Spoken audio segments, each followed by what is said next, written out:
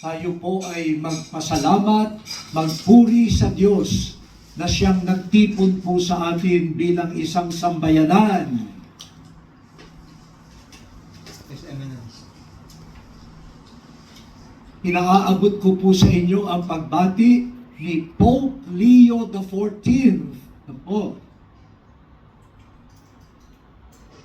Siyempre, nagpaalam ako na pupunta dito, no po. Kaya sabi naman niya ay ipaabot sa ating lahat ang kanyang pagbati. And I would like to really thank our beloved Bishop Paolo Martinelli for the kind invitation and the insistence, no po, that I join you for this Simbang Gabi. Thank you. Tante grazie, Eccellenza. Ilang araw ba ang Simbang Gabi? Wow, 9. Inglesero kayo, ha? Ilang araw? Siyam. Bakit siyam?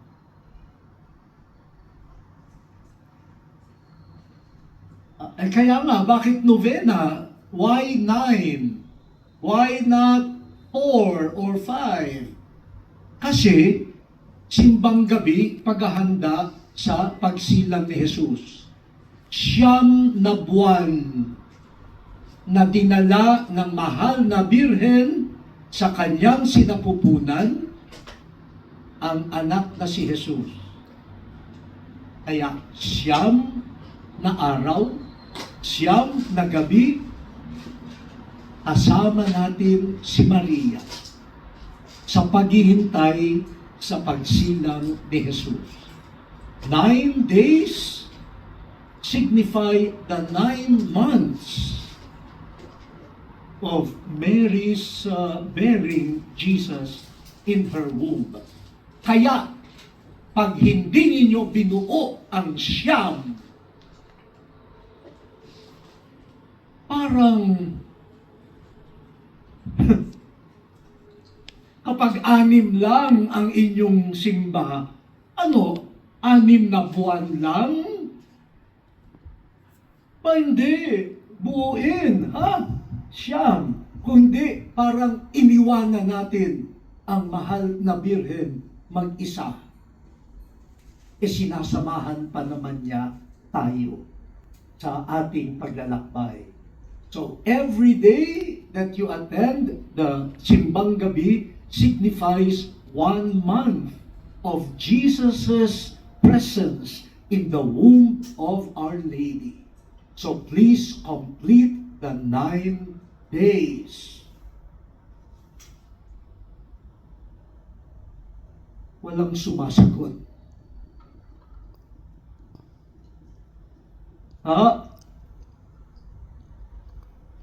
Yes, yes. Ano ba namang commitment yan? So, hindi ito 9 days na, may puto bongbong, 9 days na may bibingka, o kaya 9 days na may wow, yung crush ko, makikita ko. Hindi yan. 9 days signifying, Mary's journey, where Jesus grew in him, and we hope Jesus will grow in us also. Okay. Sabi ni Ma'am, amen. Talaga, nakita ko yun. Seryosohin nyo yan, ha? Baka hanggang salita lang. Okay, so yun po ang una. Yung ikalawa nating lesson for today, nakita naman natin sa first reading at dito sa gospel, yung pinagmulan ni Jesus bilang tao. Yung kanyang pamilya, yung salit-salin lahi, mula pa kay Abraham, hinanda na ng Diyos ang iba't ibang lahi, saling lahi, para makaabot sa pagsilang ng kanyang anak. Si Jesus ay tunay na anak ng Diyos, subalit siya rin ay tunay na tao, maliban sa kasalanan.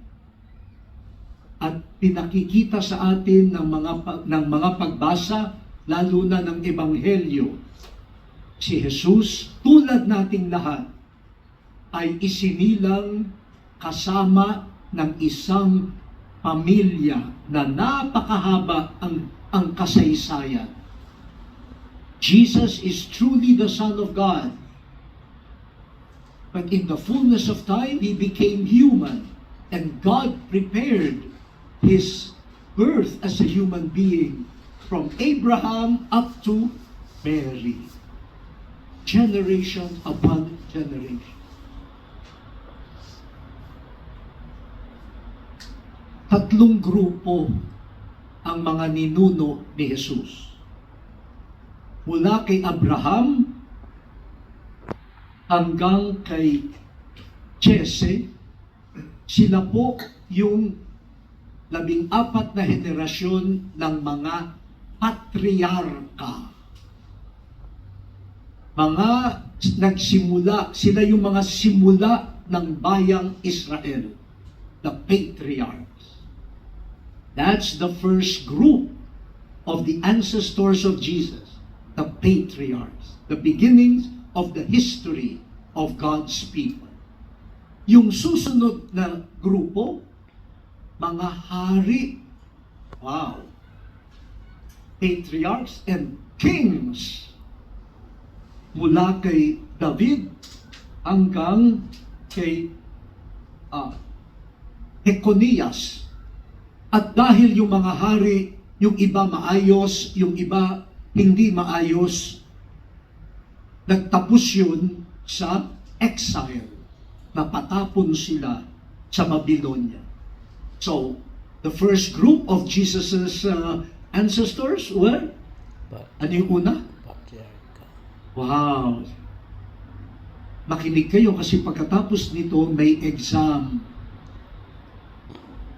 At yung makakapasa may libreng ano ho? Ano gusto niyo?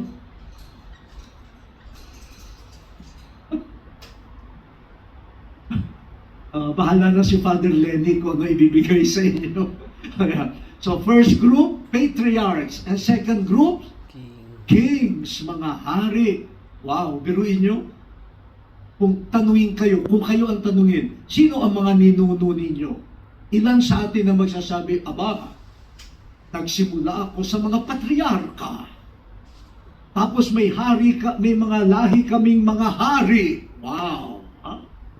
And then the third group, mula kay Salatiel hanggang kay Jacob, sino sila? The unknown.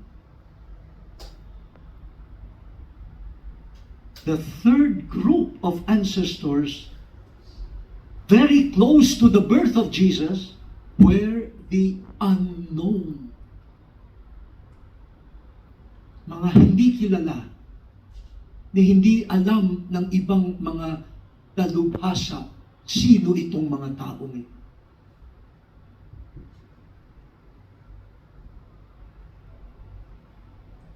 Niyakap ni Jesus ang dangal ng mga patriarka, pati ang kanilang kahinaan.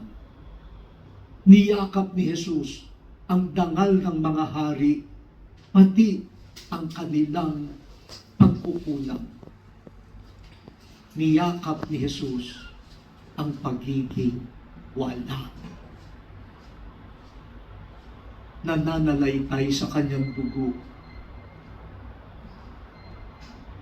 ang marangal at pati ang hindi marangal. Hindi niya ikinahiya na meron siyang mga ninuno na bagamat kinikilala yung iba na rin ay parang ikinahiya ng lahi. Pero si Jesus hindi niya ikinahiya. Sa halip, niyakap niya, binago niya, at naging sanhi ng pag-asa.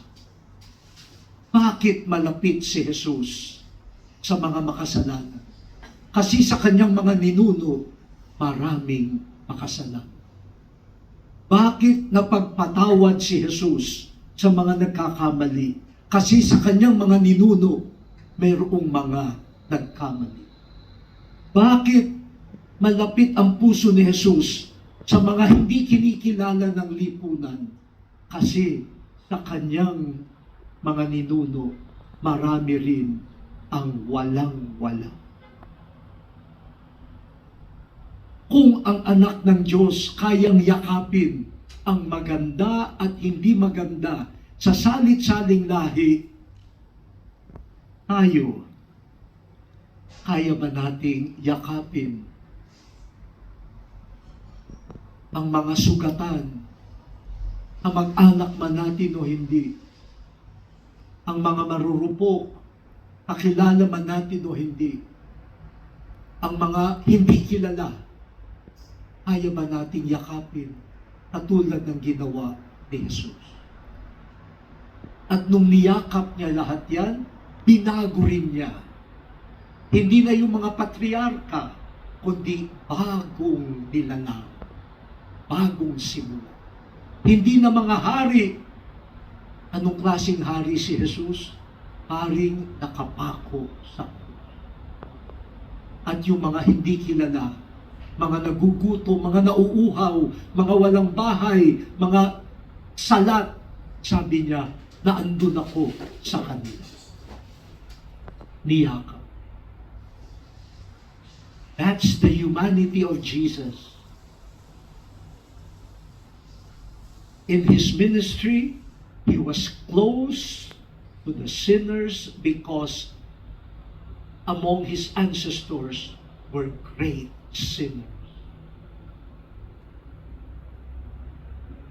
He gave a new face to being a patriarch, which is a new creation, a new face to being a king, servant, and he identified himself with the unknown. Kaya mga kapatid, yung pagkatao ni Jesus na nagbigay pag-asa sa mga walang-wala, tayo rin sana, tularan natin si Jesus. Paano siya nagbigay ng pag-asa? Baka kapag sikat na sikat, ay oo, kamag-anak ko yan. Pero kapag medyo nagkamali na, ay hindi ko kamag-anak yan.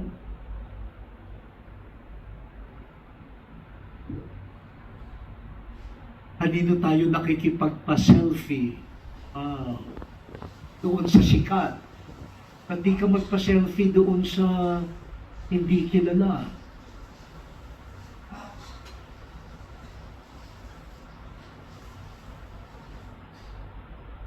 Tahimik na naman.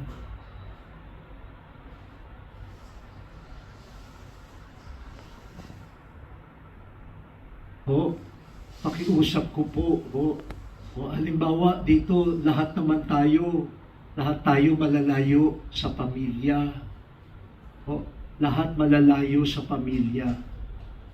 Sana naman maging kapatid, ina, ama, pinsan natin ang lahat.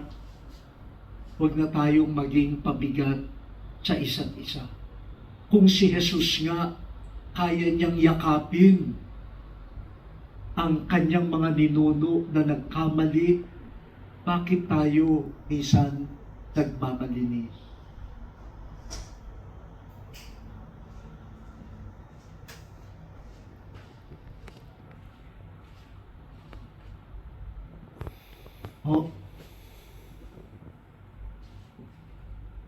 Pwede ba? Oo, yan. Wala sanang tao na makaramdam na hindi siya kabilang sa isang pamilya. Si Jesus, lahat itong mga pangalan na to, niyakap niya, pamilya ko yan. Nagkamali si Solomon, lolo ko yan. Si David, nagkamali yan, ninuno ko yan. Tayo, pagka minsan, laglagan. Kapag parang kapaki-pakinabang ang isang tao, naku, kapit. Kapag pumangit na ang pangalan niyan, laglag na. Hindi ganyan si Jesus. Si Jesus, nagbibigay ng pag-asa. Totoo. At dito sa kanyang mga ninuno, may 4 na babae. Si Rahab. Ito hong si Rahab ay Canaanite, outsider. Pero tinulungan niya ang mga Israelita at tinulungan din siya. Sabi si Rahab na isa sa mga ninuno ni Jesus, sabi ay prostitute.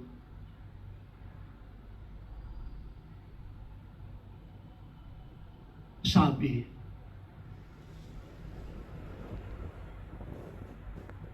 Pero, pinili siya ng Diyos para maging daan ng pagliligtas ng mga Israelita at siya ay iniligtas din. Ang isa pang babae nandito ay si Ruth. Si Ruth ay outsider din. Pero naging tapat sa kanyang biyenan na si Naomi. At nung nabiyuda na si Ruth, sabi sa kanya ni Naomi, sige, umuwi ka na. Sabi, hindi.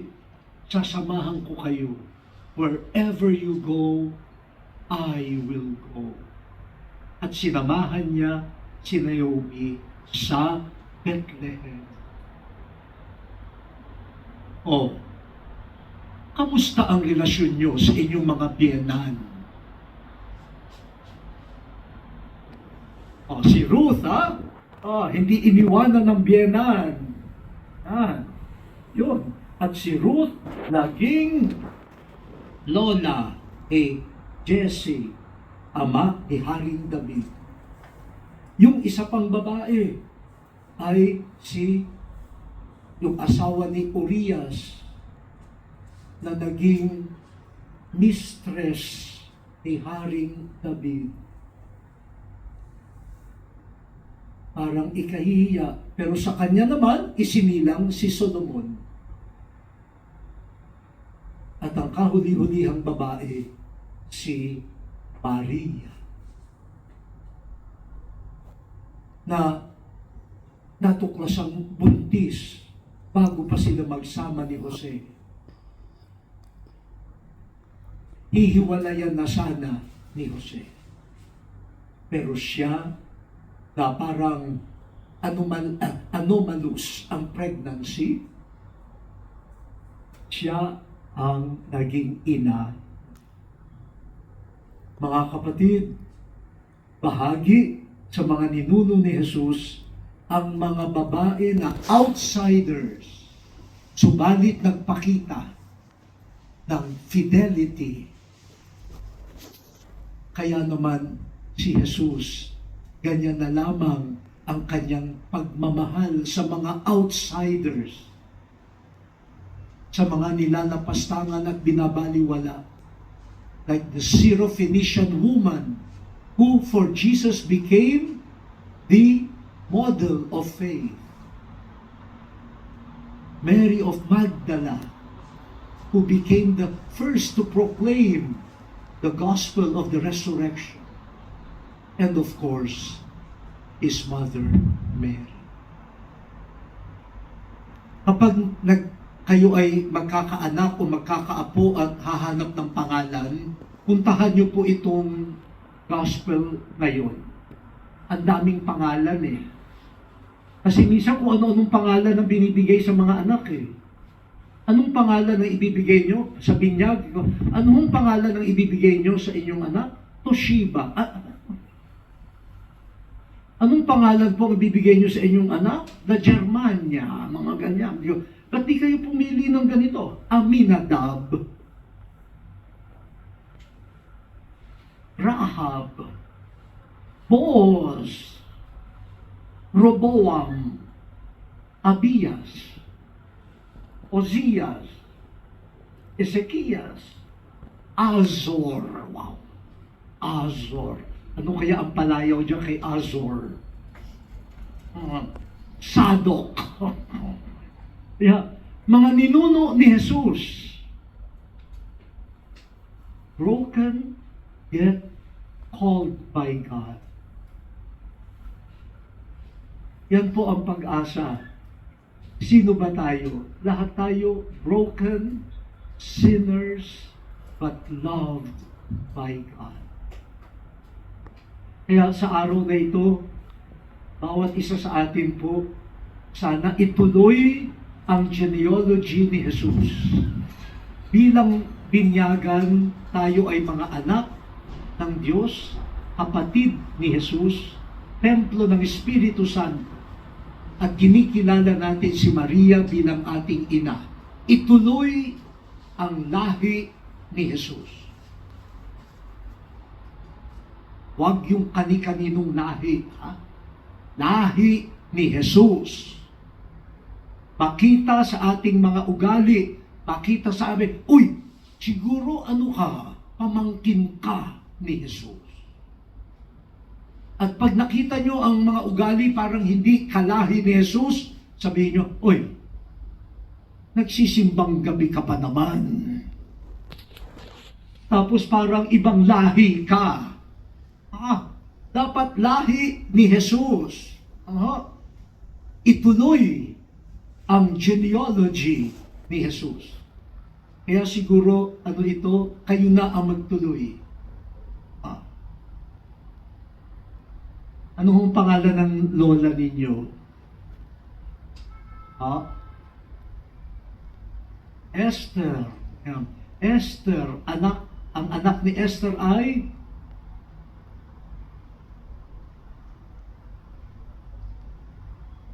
walang anak si Esther?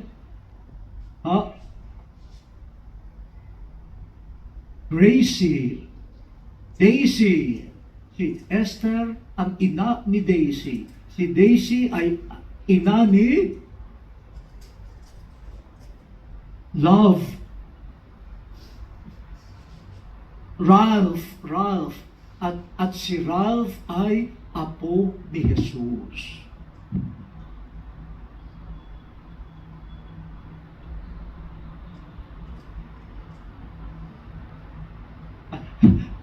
Ayan ho. Baka hindi na matapos ito. Pero hindi talaga matatapos ito. Bawat isa, tapusin ang genealogy ni Jesus. Pagkatapos isilang ni Jesus, ituloy ang genealogy hanggang makarating sa iyo. At ikaw makarating sa iyong anak, sa iyong mga apo. Lahat pamilya ni Jesus. Pwede ho ba yun? Pero yan, dapat 9 na araw. Kung hindi, baka maging premature. 9 na araw. So, that is our mission today. Jesus became human. He entered a graced but also broken family line. We are also graced. We are also broken.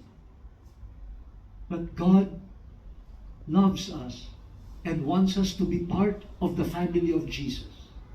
So, please continue writing the genealogy of Jesus. From Jesus to your generation. And from your generation, sana masabi nila, uy, doon sa Dubai, sa Emirates, ang daming naging kapatid, apo, pamangkin ni Jesus dahil ang laki ng kanyang pamilya sa Dubai, sa Emirates, sa Abu Dhabi. Sana makita, pag tinanong nila, saang bansa ka galing? Sa Pilipinas. Huwag lang nila sabihin, huwag lang sana, Pilipino ka, edi kayo yung nagpapansit, kayo yung nag-aadobo, kayo yung naglalaing, no? Sana sabihin nila, Pilipino ka, ikaw yung kamag-anak ni Jesus.